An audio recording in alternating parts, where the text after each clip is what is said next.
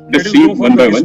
Let us go for the history of cement first. So, cement was created in early cement was created in 1824 by Joseph Aspdin, a British bricklayer and builder like you. I mean, he was a builder and he invented cement in 1824. He experimented with heating limestone and clay, grinding it and then mixing it with water. The first cement So which it was the first cement which was created by Joseph Aspdin. created by Joseph Aspdin in 1824.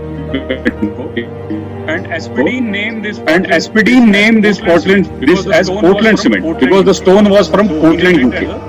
So he named it as the Portland cement. But thereafter his son William Aspdin made the first cement containing impure form of tricalcium silicate, because tricalcium silicate is a part, actually it's an advanced form of cement. So his son William Aspdin again reintroduced the cement, and thereafter in 1845 first commercial cement was introduced by Isaac Johnson.